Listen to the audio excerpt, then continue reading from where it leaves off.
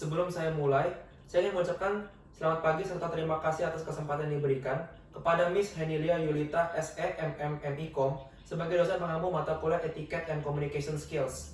Serta video public speaking ini merupakan tugas akhir mata kuliah Etiquette and Communication Skills. Yang terhormat Bapak Ibu serta teman-teman media sekalian yang saya hormati dan saya banggakan, selamat pagi dan salam sejahtera untuk kita semua. Pertama, marilah kita panjatkan puji dan syukur kepada Tuhan Yang Maha Esa karena selimpah rahmat-Nya kita semua dapat berkumpul di ruangan ini untuk melaksanakan press conference tentang perkembangan vaksinasi COVID-19 di Indonesia dalam keadaan sehat walafiat. Pada pidato saya kali ini, saya akan menyampaikan pidato dengan tema Sukseskan Vaksinasi, Bebaskan Indonesia dari COVID-19. Sebelum saya menyampaikan pidato saya, tak kenal maka tak sayang. Maka hendaklah saya memperkenalkan diri saya terlebih dahulu. Nama saya Henry Linggo. Saya Ketua Staf Juru Bicara Kementerian Luar Negeri Republik Indonesia. Saya tahu dan paham betul bahwa tahun ini merupakan tahun yang sangat berat untuk kita semua. Sejak adanya pandemi COVID-19, seolah segala macam cobaan silih berganti menerjang kita. Bahkan sejak tahun lalu, 1,79 juta warga Indonesia terkena COVID-19. Segala macam sektor, mulai dari karyawan, guru, pelaku usaha dan bisnis, pemerintah, kalangan artis, bahkan anak-anak, tidak luput dari virus COVID ini. Belum lagi dampak dari sektor ekonomi yang juga sangat terdampak dikarenakan pandemi ini. Anda bayangkan, dari data yang saya kutip dari Saiful Mujani Research and Consulting atau SMRC, dari awal pandemi hingga Agustus tahun lalu saja, terdapat sekitar 29 juta warga Indonesia yang mengalami pemutusan hubungan kerja atau PHK. Dan melalui data yang saya peroleh dari berbagai sumber di sektor formal, terutama di sejumlah asosiasi di bawah Kamar Dagang Republik Indonesia atau Kadin, ada 6,4 juta orang yang mengalami pemutusan hubungan kerja. Yang paling banyak dirumahkan dari sektor formal adalah pekerja di bidang tekstil. Angkanya mencapai 2,1 juta orang. Transportasi darat mencapai 1,4 juta orang. Restoran hampir 1 juta orang. Angka ini tentu sangat besar dan sangat berimbas pada perekonomian Indonesia. Berbagai macam cara telah pemerintah lakukan demi kita semua terbebas dari COVID-19 ini. Mulai dari pemberian bantuan langsung tunai, pembagian masker gratis, memberikan isolasi mandiri bagi pasien COVID, menerapkan protokol-protokol kesehatan, mulai dari larangan mudik, larangan berkumpul, bahkan jam-jam malam di beberapa daerah di Indonesia. Tapi miris saudara-saudaraku sekalian, masih banyak orang yang secara egois melanggar itu semua demi kepentingan mereka pribadi. Padahal tanpa mereka semua sadari, ratusan bahkan ribuan tenaga medis gugus depan COVID-19 yang tidak pernah berhenti berjuang siang dan malam melawan virus ini, mengesampingkan kepentingan pribadi mereka, bahkan keluarga mereka sendiri. Tapi kita seolah acuh tidak acuh dan tidak peduli akan semua ini. Apakah kepentingan kalian semua lebih penting daripada keselamatan bangsa ini?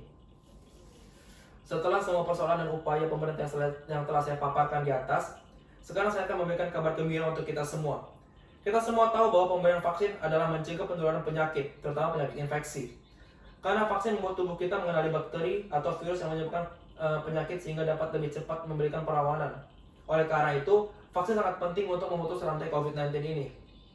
Saya sebagai staf juru bicara Kementerian Luar Negeri Republik Indonesia yang memberitahu bahwa Kementerian Luar Negeri telah mencatat Indonesia telah mengamankan 75.910.500 juta dosis vaksin COVID-19 hingga saat ini, usai mendapatkan 1.444.490 dosis vaksin AstraZeneca. Untuk detail vaksin COVID-19 yang telah dimiliki Indonesia terbagi menjadi 3, yaitu vaksin Sinovac, vaksin AstraZeneca, dan vaksin Sinopharm. Terbanyak adalah vaksin Sinovac. Vaksin Sinovac dan AstraZeneca digunakan dalam program vaksinasi nasional yang diselenggarakan oleh pemerintah, sementara vaksin Sinopharm rencananya akan dipakai untuk program vaksinasi mandiri atau gotong royong. Sistem pendistribusian vaksin Indonesia adalah sebagai berikut. Vaksin, peralatan pendukung, dan logistik lainnya yang berkaitan dengan proses pemberian vaksin akan didistribusikan kepada puskesmas, klinik, serta rumah sakit, serta fasilitas kesehatan lainnya yang telah memenuhi persyaratan untuk melakukan vaksinasi. Tidak hanya tenaga medis, distribusi vaksin COVID-19 ini juga melibatkan berbagai macam pihak, TNI, Polri, bahkan Kementerian Perhubungan. Di sini saya ingin menegaskan bahwa semua vaksin yang telah beredar di Indonesia sudah melalui uji klinis fase 3 untuk mendapatkan izin penggunaan darurat atau EUA dari BPOM, serta semuanya telah dinyatakan halal. Untuk detail yang lebih jelas, kita akan sama-sama menyaksikan video yang telah disiapkan oleh Kementerian Luar Negeri Republik Indonesia bekerjasama dengan tim Kumparan.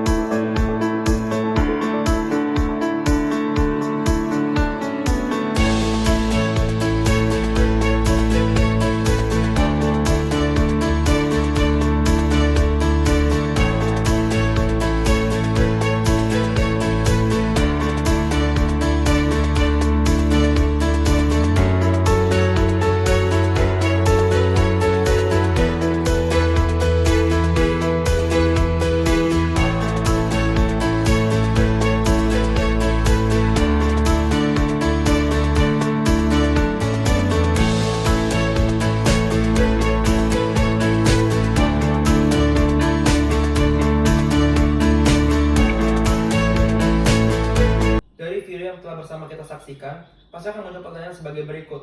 Lantas Indonesia sendiri apakah tidak dapat memproduksi vaksin? Jawabannya adalah tentu saja bisa.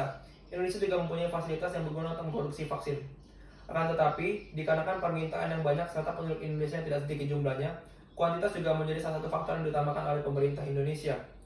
Di Indonesia sendiri, yang memegang urusan vaksin adalah PT Bio Farma.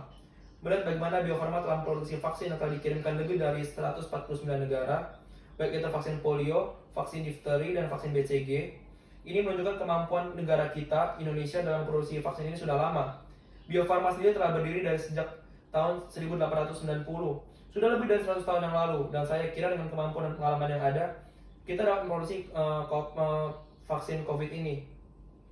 Pada bulan Agustus sendiri, kita dapat memproduksi sekitar 100 juta vaksin COVID.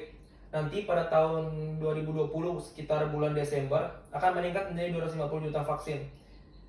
Saya rasa hal ini perlu diketahui agar menambah optimisme kita bahwa kita dapat melakukan itu sendiri.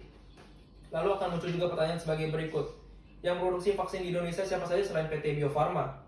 Ada PT AstraZeneca, Chinese National Pharmaceutical Group Corporation, Moderna Novavax Incorporation, Pfizer Incorporation, BioNTech, Sinovac Biotech Ltd, Gamaleya Research Institute of Epidemiology and Microbiology.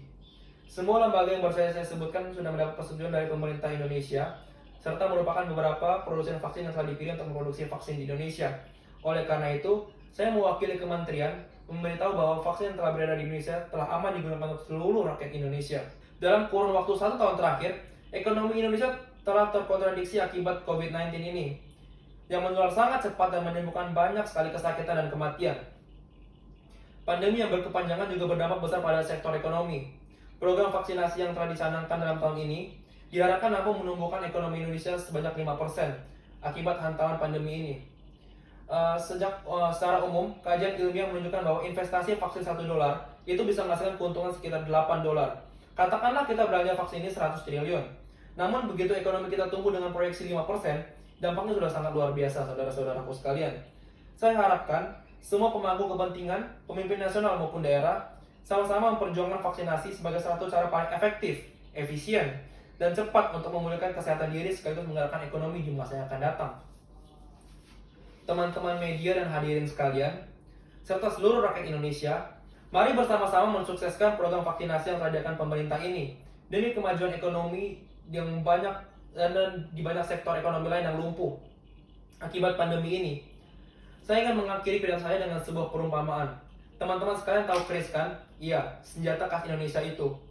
Yang perlu kalian tahu, untuk membuat sebuah keris diperlukan usaha yang sangat dahsyat. Perlu puluhan bahkan ratusan kali ditempa untuk membuat lakukan yang luar biasa indah itu. Semakin banyak ditempa, keris akan semakin bagus dan semakin sakti, saudara-saudaraku sekalian. Begitu pula kita sekarang. Kita adalah keris yang sedang ditempa oleh Tuhan dengan segala macam cobaan dan rintangan yang membuat kita menjadi manusia yang lebih hebat di masa mendatang. Ingat saudara-saudaraku sekalian, tidak ada badai yang tidak akan reda. Sekian pidato yang dapat saya sampaikan kepada teman-teman media, hadirin sekalian, serta seluruh rakyat Indonesia. Saya ingin mengucapkan terima kasih atas waktu yang telah diberikan kepada saya. Serta saya ingin mohon maaf jika ada kata-kata yang kurang berkenan. Atas segala perhatiannya saya ucapkan terima kasih.